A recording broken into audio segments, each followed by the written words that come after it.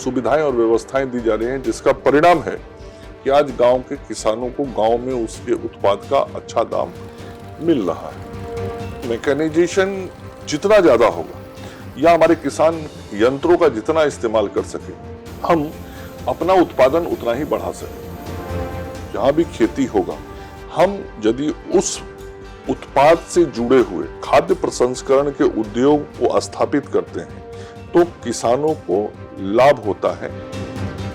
हमको उसके बाजार की भी व्यवस्था करनी होती है और हम वो भी कर रहे हैं। बिहार के प्रति व्यक्ति का औसत आय हम इसको 1,10,000, 1,20,000 तक पहुंचाएं, इस लक्ष्य के साथ हम काम कर रहे हैं।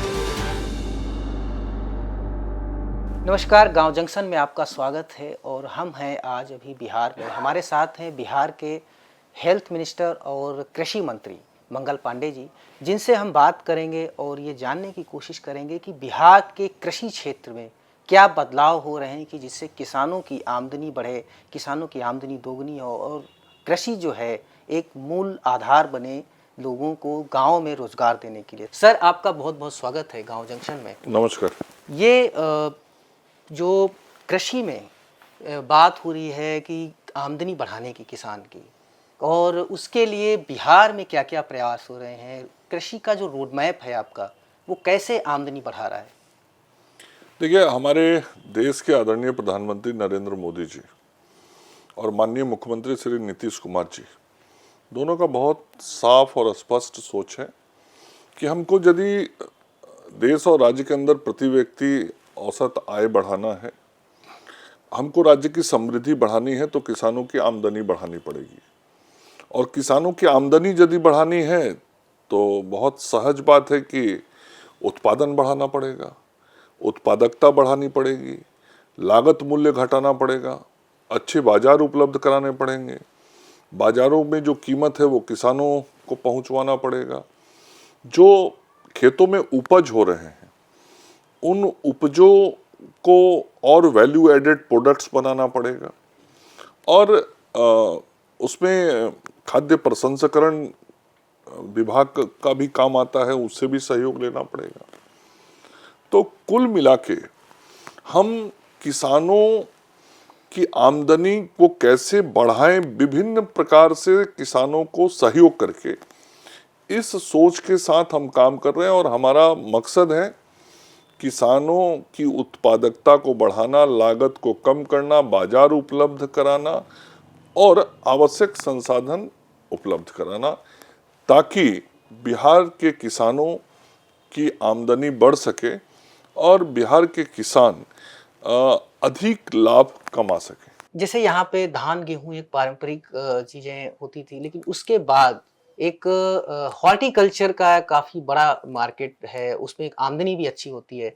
किसान हॉर्टिकल्चर की तरफ आए, खास करके चाहे वो स्ट्रॉबेरी की बात हो, चाहे वो जो महंगी सब्जियां हैं उनकी बात हो, या एग्जॉटिक वेजिटेबल्स की बात हो, उस ओर मोड़ने के लिए, एक नए मार्केट से जोड़ने के लिए किस तरीके के प्रयास हो रहे हैं कि जो बिहार के किसान हैं वो अपनी सब्जी दिल्ली या बड़े शहरों की तरफ या मेट्रो सिटीज में भेज पाएं?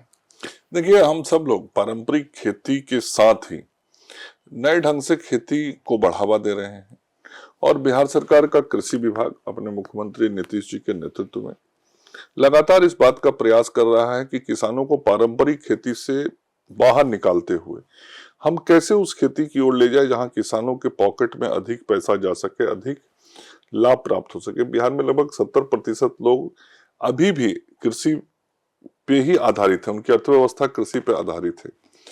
और धान गेहूं की खेती और मक्के की खेती करना तो एक पारंपरिक विषय रहा है।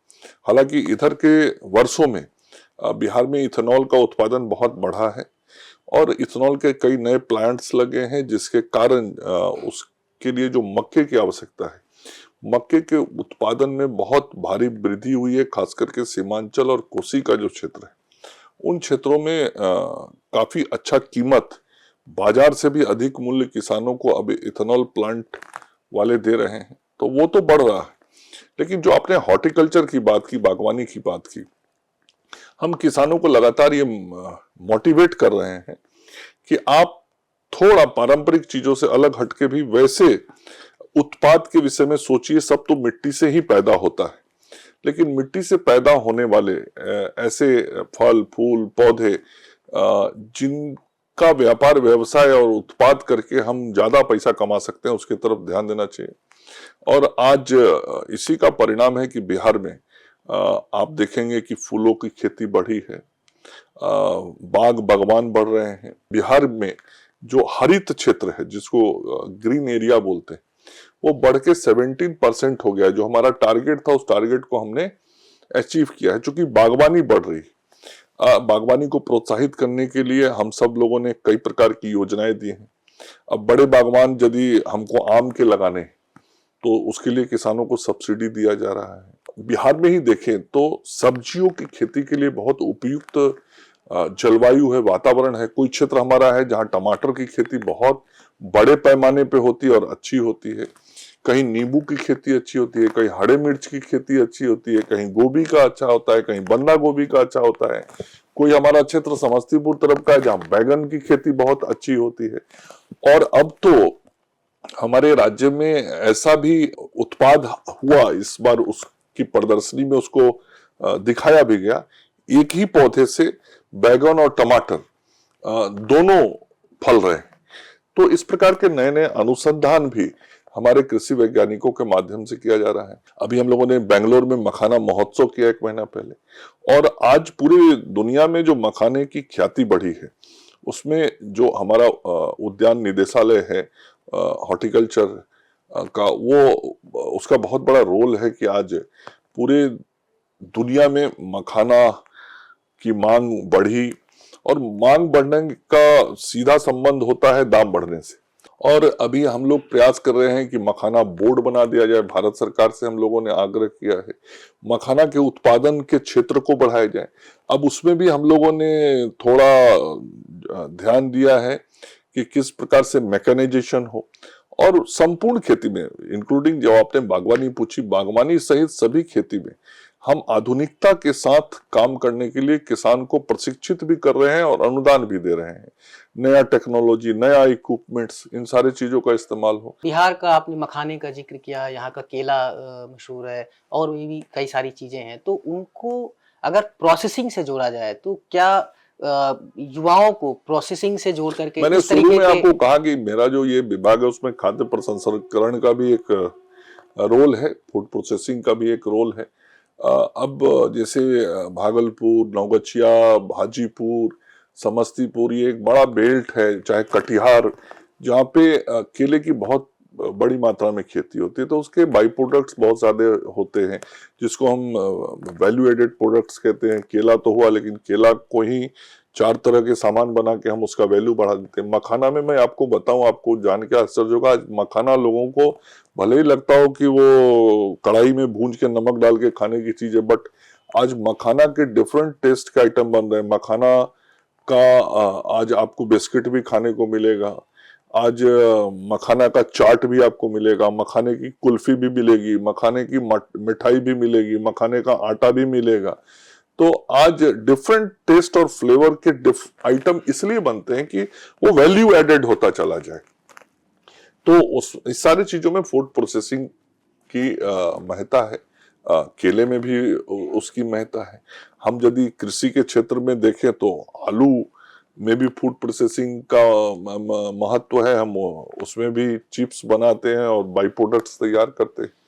तो नेचुरली जहां भी फार्मिंग होती है, जहां भी खेती होगा, हम यदि उस उत्पाद से जुड़े हुए खाद्य प्रसंस्करण के उद्योग को स्थापित करते हैं, तो किसानों को लाभ होता है।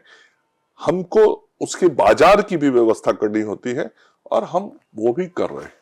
अगले 5 साल में बिहार के जो किसान हैं या बिहार की जो खेती है, उसको आप कहाँ देखते हैं? मैं ये देख रहा हूं, देखिए आज से 20 साल पहले बिहार का प्रति व्यक्ति आमदनी जो था वो लगभग 7,900 रुपए था 2004 में। 2024-25 में प्रति व्यक्ति औसत आय बिहार का बढ़ के 66,000 हो गया है। मतलब ऑलमोस्ट 8 गुना से ज्यादा बढ़ा है। और जब ये बढ़ता है तो जैसा मैंने कहा कि 70% आबादी हमारी कृषि पर आधारित है, तो नेचुरली किसान की आमदनी बढ़ी है, तभी ये प्रति व्यक्ति औसत आय बढ़ा है। तो हमारा लक्ष्य ये है कि हम किसानों की आमदनी को बढ़ा के जो हमारे देश के कृषि आधारित राज्य हैं, ओवरऑल जीडीपी ग्रोथ हमसे ज्यादा है या पर कैपिटा इनकम हमसे ज्यादा है, हमारा प्रयास है कि हम उस लक्ष्य को प्राप्त करें, हम वहां पहुंचे।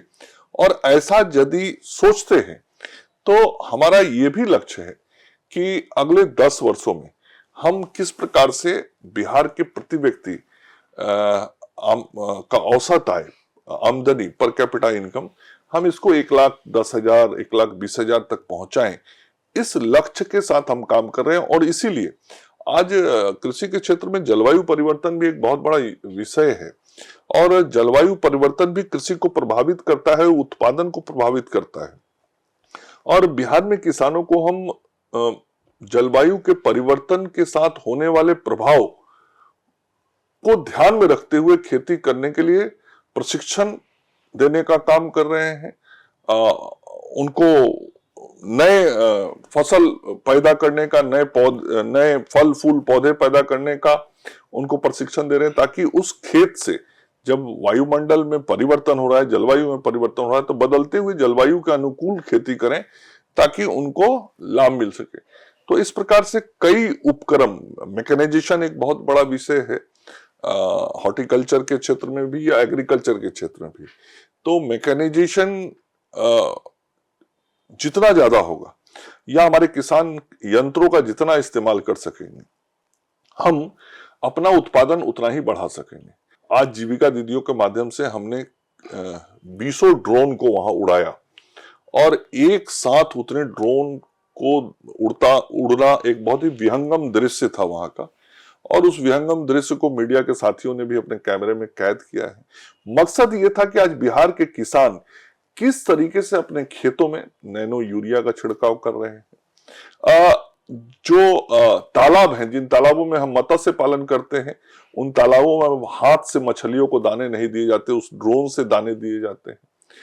जो कीटनाशक है उसका छिड़काव करते हैं। तो आज जो आधुनिक यंत्र है उसका भी इस्तेमाल हम कैसे करें, उसकी प्रदर्शनी आज हमने की है। और ऐसे 75 प्रकार के उपकरण हैं, जिन उपकरणों को हम अनुदान के माध्यम से किसानों तक देने का काम करते हैं। तो सबका मकसद ये है आमदनी बढ़ाना। हमारा लक्ष्य अगले 10 साल में बिहार का पर कैपिटा इनकम बढ़ के 1,10,20,000 तक पहुंच जाए। बहुत बहुत शुक्रिया सर हमसे बात करने के लिए। तो ये आपका आभारी हूँ, आप आए और हमसे बात किए, हमसे कृषि और स्वास्थ्य मंत्री बिहार के मंगल पांडे जी हमें बता रहे थे कि बिहार में कितना कुछ बदल रहा है, और साथ में इन्होंने आग्रह भी किया है और बताया भी कि एक बदलाव को लेके एक मानस पटल को बदलने की जरूरत है, जो ग्राउंड लेवल पे दिख रहा है। बहुत बहुत शुक्रिया सर। गांव जंक्शन को सभी सोशल मीडिया प्लेटफॉर्म्स पर फॉलो करें। व्हाट्सएप चैनल और जीमेल आईडी पर भी संपर्क साध सकते हैं।